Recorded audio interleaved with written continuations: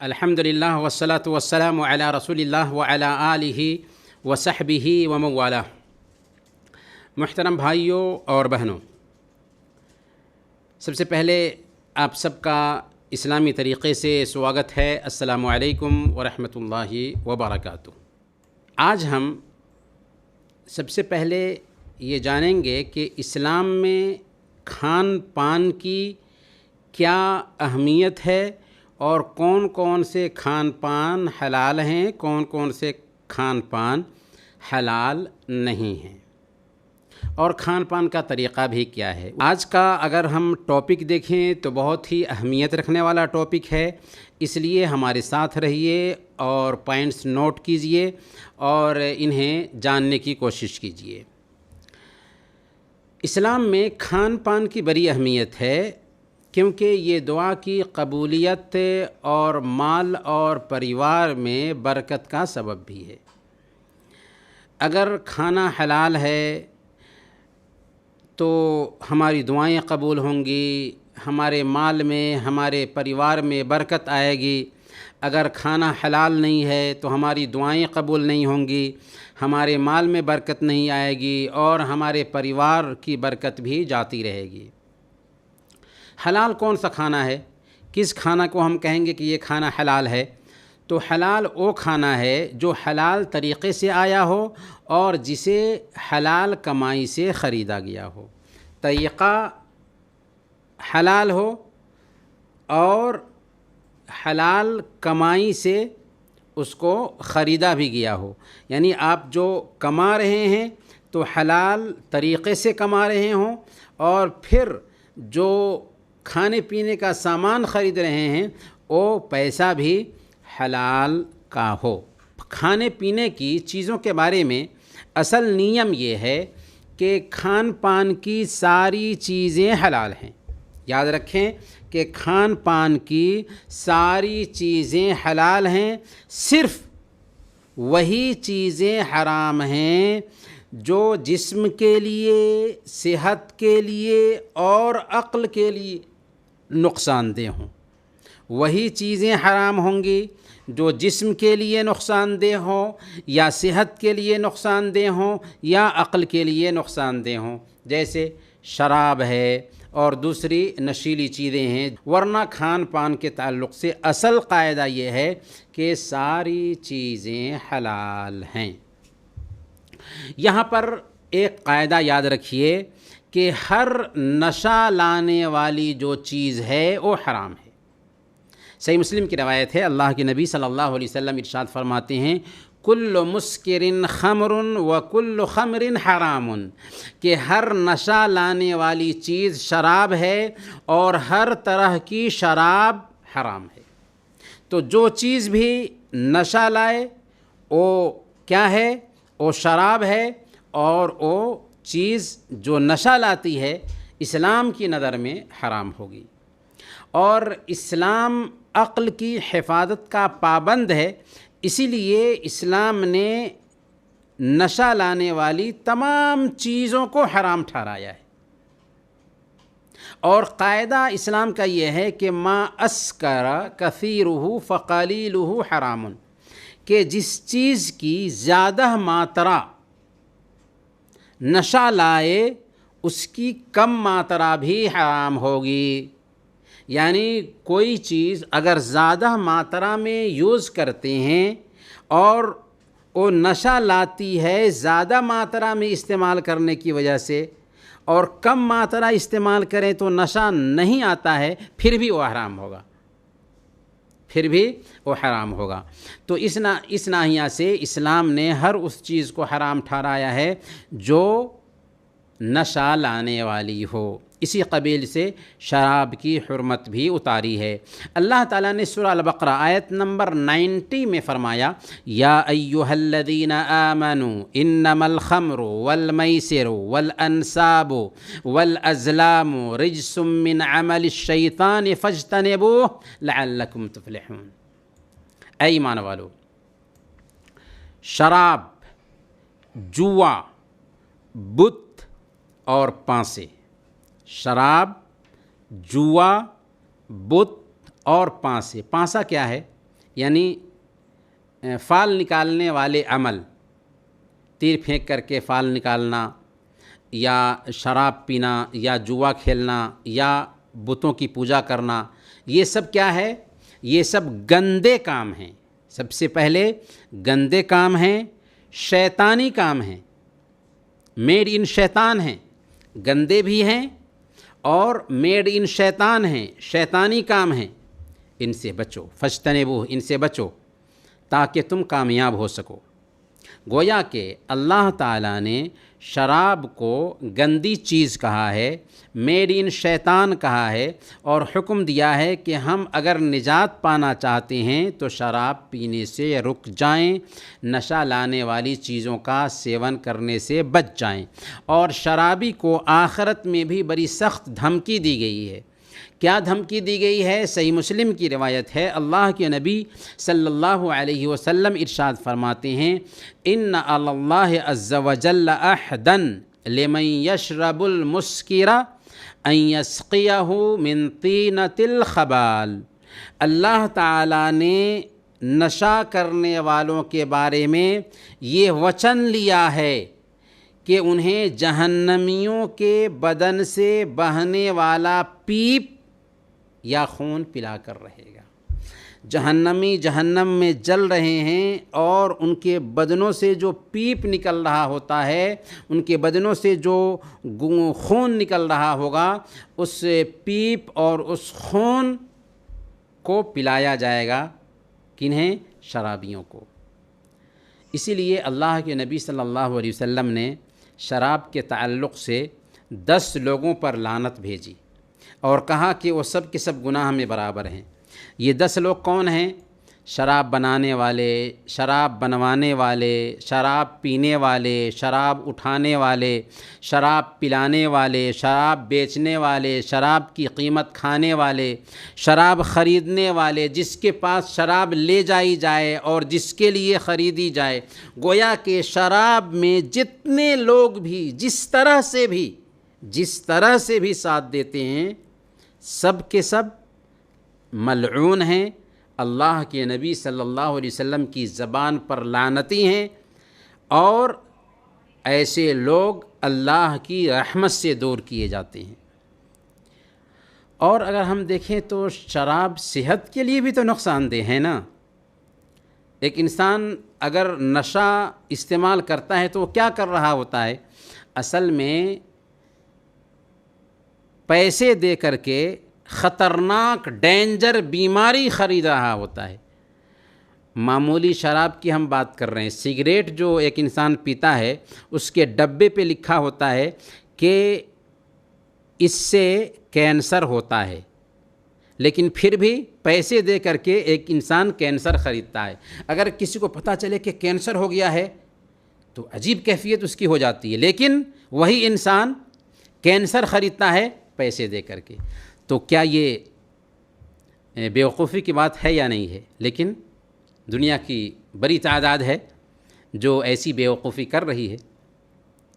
اللہ تعالیٰ فرماتے ہیں وَلَا تَقْتُلُوا أَنفُسَكُمْ إِنَّ اللَّهَ كَانَ بِكُمْ رَحِيمًا، تم اپنے آپ کو قتل مت کرو، بے شک اللہ تم پر رحم کرنے والا ہے۔ اور دراصل نشہ کی چیزیں استعمال کر کے، سگریٹ پی کر کے، شراب پی کر کے ایک انسان اپنے آپ کو قتل کر رہا ہوتا ہے، اور اس سے اسلام نے منع کیا۔ تو یہ تو بات رہی نشہ لانے والی چیزوں کی۔ اب یہ جانیے کہ کھان پان کے سندرب میں سمندری کھانے بھی آتے ہیں، تو سمندری جو کھانے ہیں ان کے بارے میں نیم کیا ہوگا؟ تو اسلام سمندری کھانوں کے بارے میں نیم یہ بتاتا ہے کہ سمندری جیو، سمندر میں جو جان رکھنے والی چیزیں ہیں، سب کے سب حلال ہیں، چاہے وہ چیزیں مردہ ہی کیوں نہ ملیں۔ ہاں، اگر وہ چیز صحت کے لیے نقصان دہ ہو تو وہ چیز حرام ہوگی۔ اللہ نے فرمایا سورہ المائدہ آیت نمبر 96، احل لکم صید البحر وطعامہ متاعا لکم، تمہارے لیے سمندر کا شکار اور اس کا کھانا حلال ہے۔ سمندری کھانے کے بارے میں تو ہم نے جان لیا کہ سمندر کی جو بھی چیزیں ہیں اگر وہ نقصان دہ نہ ہو صحت کے لیے، اگرچہ مردہ ملے وہ حلال ہے۔ اب مچھلی ہے، مر گئی ہے سمندر میں اور اس کو نکال کر کے آپ کھاتے ہیں تو جائز ہے آپ کے لیے کھانا۔ زمینی جانوروں کے بارے میں اگر حلال طور پر ہم استعمال کرنا چاہتے ہیں تو کیا شرط ہے؟ 2 شرطیں ہیں۔ پہلی شرط یہ ہے کہ ایسے جانور جن کا کھانا حلال ہو، یعنی ہمیں دیکھنا ہوگا کہ زمین پہ چلنے پھرنے والے یہ جانور ہیں اور ان جانوروں کا کھانا حلال ہے یا حلال نہیں ہے۔ دوسری شرط اس سلسلے میں یہ ہے کہ ان کو شرعی طریقے سے یا تو ذبح کیا گیا ہو یا ان کا شکار کیا گیا ہو، یعنی زمینی جو جانور ہیں ان کو شرعی طریقے سے یا تو آپ ذبح کریں تب حلال ہوگا یا ان کا شکار کریں تب وہ جانور حلال ہوں گے۔ اب سوال یہی پیدا ہوتا ہے کہ اسلام میں وہ کون کون سے جانور ہیں جو حلال ہیں؟ تو اس بارے میں قاعدہ یاد رکھیے کہ سارے جانور حلال ہیں سوائے ان جانوروں کے جن کا حرام ہونا طے کر دیا گیا ہے۔ اسلام میں سارے جانور حلال ہیں سوائے ان جانوروں کے جن کا حرام ہونا طے کر دیا گیا ہے۔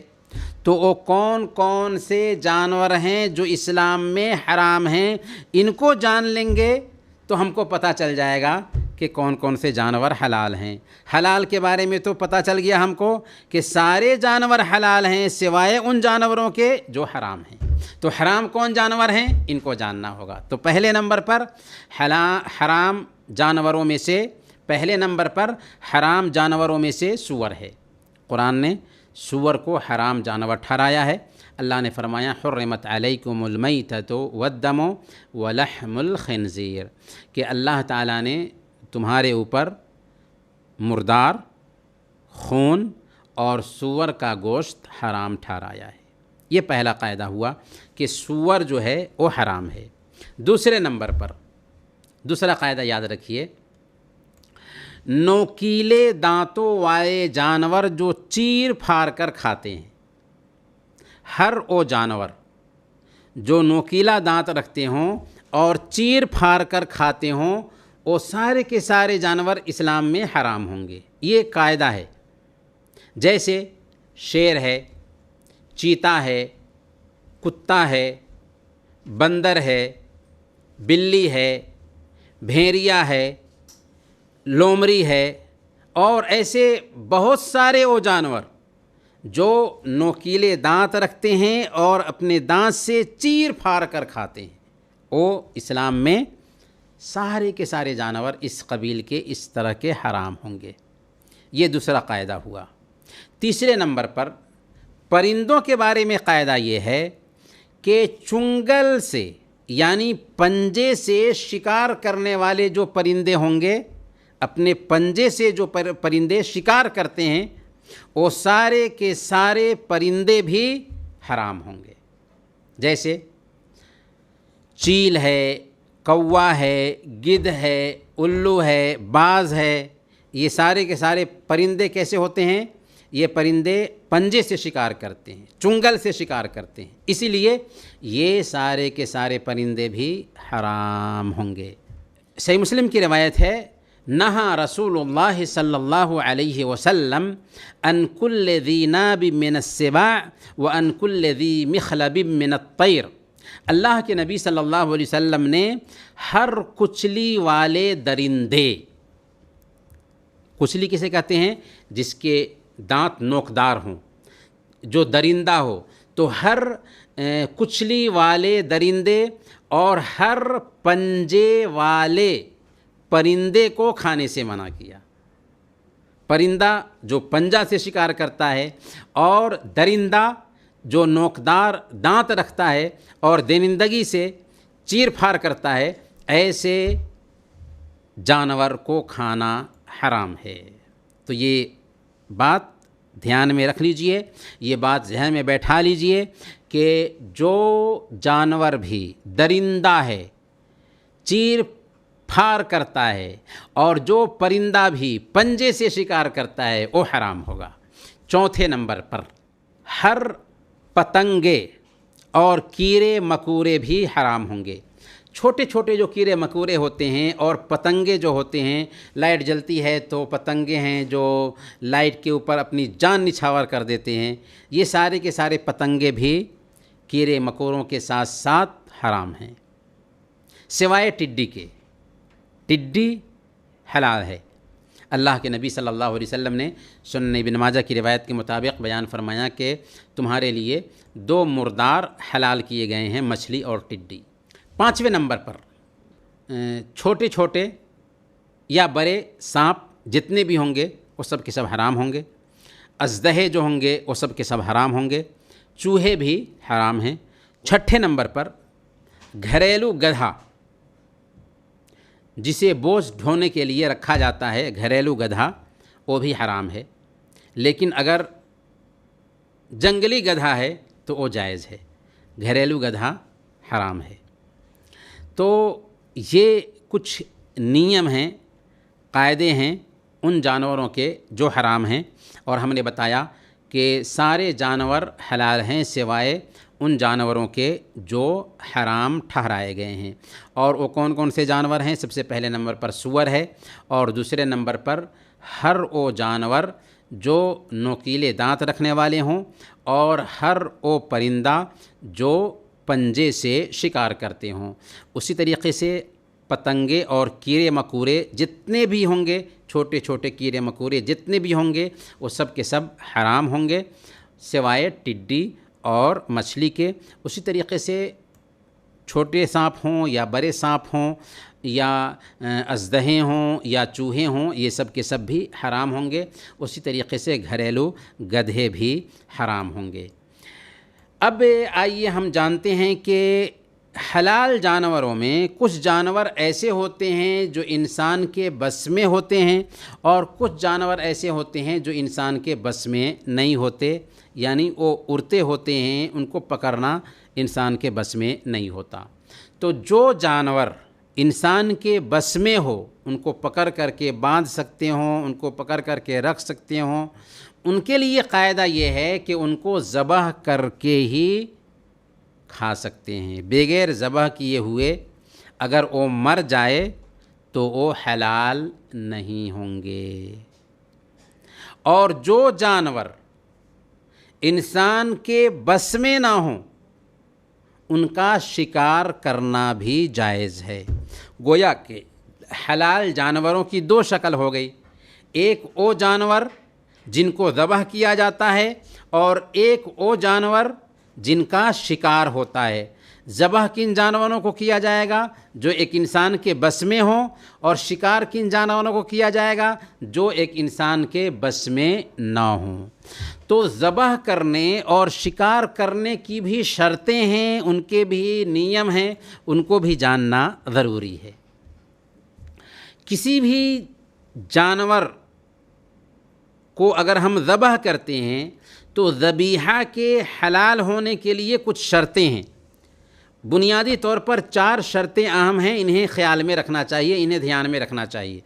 پہلے نمبر پر ذبح کرنے والا مسلمان ہو یا یہودی یا عیسائی ہو، کیونکہ مسلمان کا ذبیحہ بھی حلال ہے اور یہودی اور عیسائی کا ذبیحہ بھی حلال ہے، ان کو اہل کتاب کہتے ہیں، ان کا بھی ذبیحہ حلال ہے۔ لیکن ہندو ہو اگر، بدھسٹ ہو اگر، دوسرے مشرکین ہوں تو ان کا ذبیحہ حلال نہیں ہوگا۔ یہ پہلی بات ہوئی۔ دوسری شرط یہ ہے کہ ذبح کرنے کا آلہ استعمال جو کیا جا رہا ہے وہ خون بہانے کی چھمتا رکھتا ہو، یعنی اگر آلہ دھاردار نہیں ہے اور آپ نے کسی چیز سے مار دیا اور چوٹ کی وجہ سے جانور مر جاتا ہے تو وہ حلال نہیں ہوگا، بلکہ آلہ دھاردار ہو اور خون بہانے کی چھمتا بھی رکھتا ہو۔ سر پر مارنے یا الیکٹرانک شاک لگانے کی وجہ سے، جیسا کہ آج کی ترقی یافتہ دنیا میں جانوروں کو الیکٹرانک شاک لگا کر کے مارا جاتا ہے، تو یہ جانور بھی حلال نہیں ہے۔ تیسرے نمبر پر، جانور کی گردن پر چھری پھیرتے وقت بسم اللہ کہا جائے۔ اگر کوئی آدمی جان بوجھ کر کے بسم اللہ نہیں کہتا ہے تو حلال نہیں ہوگا، لیکن بھول جائے تو کوئی حرج کی بات نہیں ہے، کھانا جائز ہوگا۔ چوتھے نمبر پر، سانس کی جو نلی ہے، گلے ہیں اور گردن کی جو موٹی رگیں ہیں وہ رگیں بھی کٹ جائیں، تو یہ شرطیں ہیں جو پائی جانی چاہیے جانور کے حلال ہونے کے لیے، اگر وہ جانور قبضہ میں ہوں اور جنہیں حلال کیا جاتا ہو تو۔ اب سوال یہ ہے کہ جن جانوروں کو ہم شکار کرتے ہیں ان جانوروں کے حلال ہونے کے لیے کیا شرطیں ہیں، یہ بھی جاننا ہے۔